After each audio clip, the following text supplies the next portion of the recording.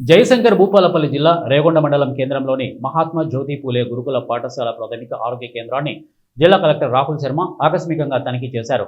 మొదట మహాత్మా జ్యోతి బాపులే గురుకుల పాఠశాలలో kitchen shed, store room, class రూమ్లను పరిశీలించారు.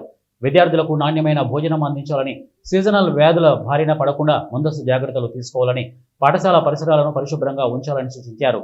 విద్యార్థులకు వ్యక్తిగత శుభ్రతపై అవగాహన కల్పించాలని తెలిపారు. వంటకు ఉపయోగించే కూరగాయలు, పప్పులు, మాంసం నాణ్యత పాటించాలని అన్నారు. ఏదేని సమస్య ఏర్పడితే వెంటనే దానిపై అధికారులకు సమాచారం అందించాలని, విద్యార్థులకు ఎలాంటి అసౌకర్యం కలిగినా కఠిన చర్యలు తీసుకుంటామని హెచ్చరించారు. గురుకుల పాఠశాలల్లో కూరగాయలు నిల్వ ఉంచడానికి ప్రత్యేక ర్యాకులు అందిస్తామని జిల్లా కలెక్టర్ తెలిపారు. అనంతరం ప్రాథమిక ఆరోగ్య కేంద్రాన్ని సందర్శించి రోగుల హాజరు నమోదు రిజిస్టర్, ఎలాంటి జబ్బులతో ఆసుపత్రికి వస్తున్నారని అడిగి తెలుసుకున్నారు.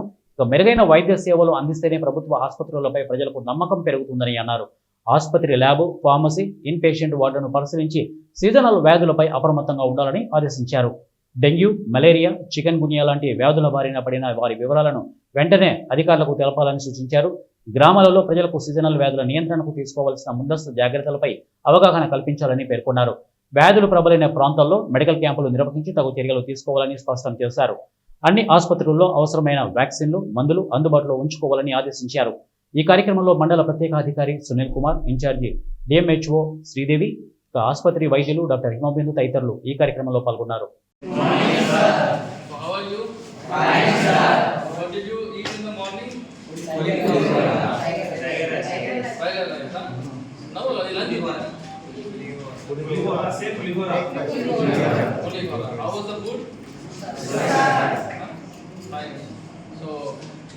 What are you studying now? Telugu. Okay, 10th class Telugu. Okay. So one of you can stand up and మీ పేరేంటి? రామ్చరణ్. ఏం చదువుతావు?